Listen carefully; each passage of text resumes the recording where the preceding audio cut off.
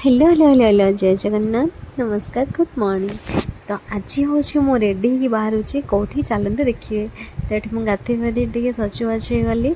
तो सज हवा तो झील पे आग।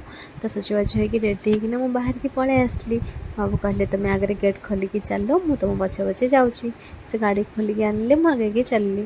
तो बाबूर मोर आम कौटी आज जाऊँचे स्पेशल कौन एत सजबाज होमें कौटी जाऊँगी आपड़ कंटिन्यूअसली ब्लॉग देखु जानीपर।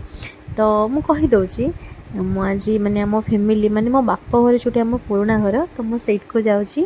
आज टे स्पेशल दिन जेहेतु आज आमर गोटे पूजा अच्छी तो से पूजा घरे लोक मत डाकी तो बाबूर मोर जाए पहुँची गलु।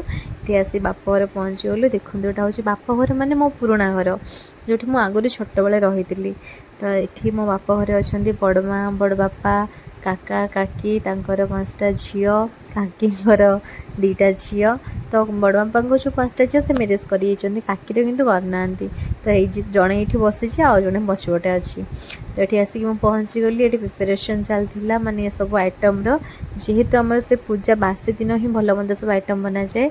तो ये मत रोसे ड्यूटी मिल जाता तो मुझे रोसे करने बसी ये मो बरा छाणुली आ पियाजी बनवाई पियाज कटाई आलू कटाई बरार बेटरटा गोला होना बराटा पकाऊँ बनाऊँ बराटा।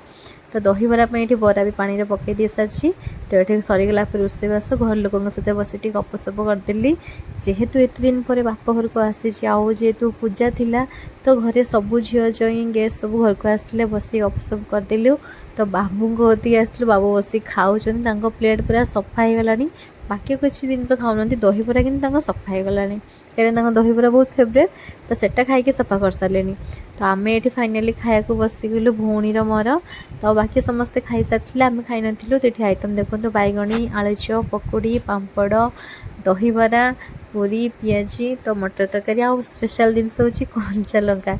एत सीना सेंड हो कंचा लंका दीटा मुझे धरीदे कि खाइबार ना खाली सप धरी बस जाइए। तो ये पेट भर्ती करना ढुसी ढुसी खाईदेली बहुत टेस्टी होता।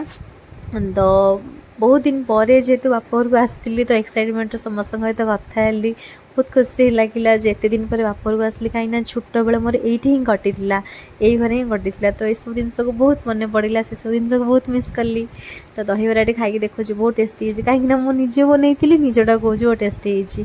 तो खाई पी गोटे काकी मो सामने बसी तो सहित बसिक ढेर सारा कथा हेली माने छोटी बेले जी सब माने मेमोरीज थिला मो लाइफ भौणी मान सहित लाइफ काटी फैमिली सहित लाइफ काटी।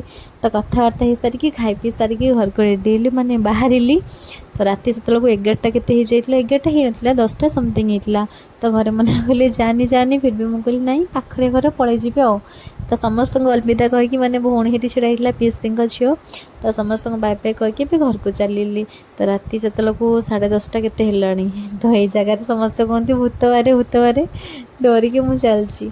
तो ये आसिक घर फाइनाली मुझे पहुँची गली।